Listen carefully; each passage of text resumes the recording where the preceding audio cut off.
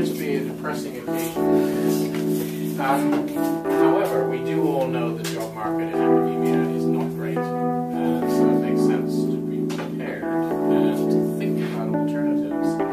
So Johannes, welcome back. Johannes is a Ph.D. student himself in the philosophy department. So the format of this presentation is going to, of this workshop is going to be, obviously there's going to be a presentation, and there are going to be two activities that I would like to do with you. I'm going to tell you later what the activities are.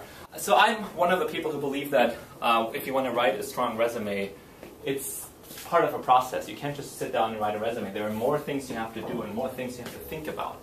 It's also important for you to think about the question, I've just spent 5, 6, 7, 8 years getting my Ph.D. at USC in English or creative writing or comparative literature, whatever it may be.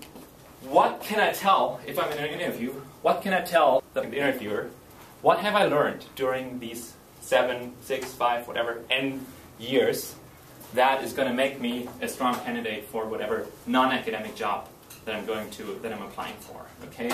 So how can I be competitive with respect to the person who's gotten a master's degree while I was in grad school getting my PhD and has since moved on? But it's certainly harder to acquire communication skills or to acquire critical reasoning skills.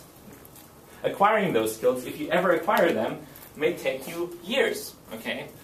One thing that you may not learn through the PhD is the ability to work in a team, because as a humanities PhD student, you don't really work that often in teams, at least not in philosophy. Okay, I guess I was going to write enthusiastic because I always get that in my student evaluations, but the real thing is that can fake enthusiasm. Like if I find something really boring, my students still think I find it good. So I thought that's a strength. And I'm good at juggling because I like that part of what you do in your PhD is it's half teaching and half research and being able to go back and forth between different tasks. I enjoyed that being able to manage different things at the same time. Is that enough? Yeah, thank you very much. I think that's excellent. The focus is on content, and in the case of graduate students, PhD students, I think it's okay to have not just one story, but to have maybe 2 or 3 stories that are kind of intertwined and related to each other. And I think that's really important. So, for example, what I do as a person who talks about career or PhD careers and a person who is a philosopher, there aren't a lot of connections between these two things. Those are both aspects of who I am, I think, in a way. But it's really hard to relate them to each other. It's not like they're completely disconnected, but it's legitimate. And I think it's even something I would recommend to focus on various aspects of who you are. You are maybe a scholar, you are maybe an editor, and you are a marketing expert. One person or 2 people who are like your mentors in a way, who you can basically stalk and talk to all the time. And those may be the people at the end of the day who know someone who may be interested in the kind of things that you're good at and who may want your resume. Using an action verb and have it outcome focused, having focused on some kind of outcome.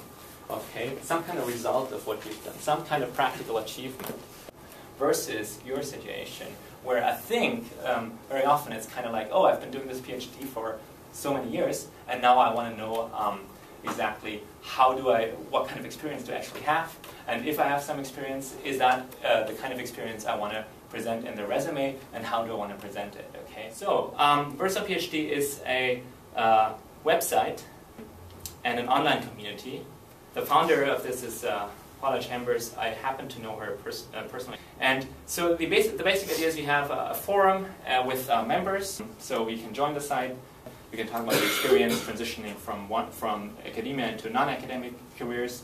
But there are also various resources. For example, monthly career panels where Paula invites PhD students who have gone on to successful careers outside the academy.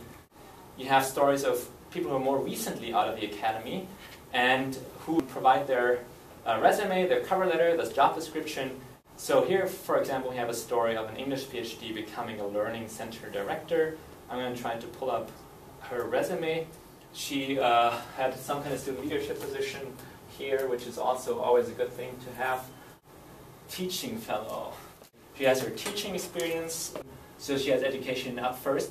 What I would like to do in conclusion is I would like you to look at your resumes, pick 2 activities or 2 positions you've held. What you should do, basically I want you to rewrite. I want you to create resume bullets.